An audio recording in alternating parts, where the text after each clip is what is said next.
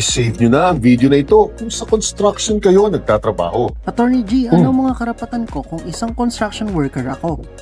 Isa-isahin natin ito. Una, salaries and benefits. In general, dapat pasok ang arawang sahod ninyo sa minimum wage ng rehiyon kung nasaan ang proyektong pinagtatrabahuan ninyo. At pwede lang bumaba ang sweldo ninyo kumpara sa minimum wage na ito kung isang unskilled laborer kayo at considered kayo as apprentice or trainee ng amo ninyo. At syempre, kung nagtatrabaho kayo sa isang subcon ng construction company mismo at ang subcon na ito ay registered bilang isang barangay microbusiness enterprise or BMBE sa inyo. O kaya naman 10 lang o mas mababa pa ang mga tauhan nito. Ngunit direct hire man kayo o sa subcon man kayo nagtatrabaho, lahat kayo ay dapat hanggang 8 oras lang sa isang araw ang trabaho ninyo na hindi kasama ang mga break time dito. Entitled rin sa overtime pay, 13th month pay, holiday pay, rest day pay at night shift differential kayo. Entitled rin sa service incentive leave at paternity leave kayo. At syempre pa, hindi pwedeng mawala ang SSS Pag-ibig at PhilHealth ninyo. At alam nyo bang may mga kumpanya pang nagbibigay ng project completion bonus sa mga tauhan nito? At isinasama ito sa final pay ninyo. Nakasama rin dapat ang prorated 13th month pay ninyo na ibinibigay pagkatapos ng inyong proyekto. Pangalawa, other benefits. May karapatan din kayong malaman kung ano ang mga delikadong lagay o bagay sa construction site ninyo. At dapat kumpleto kayo ng mga gamit at pagsasanay kung paano maiiwasan ito.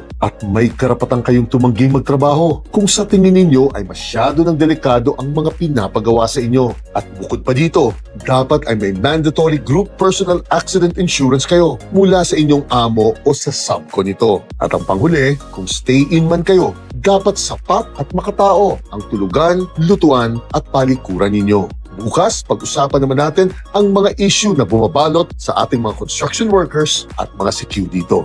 Gillian.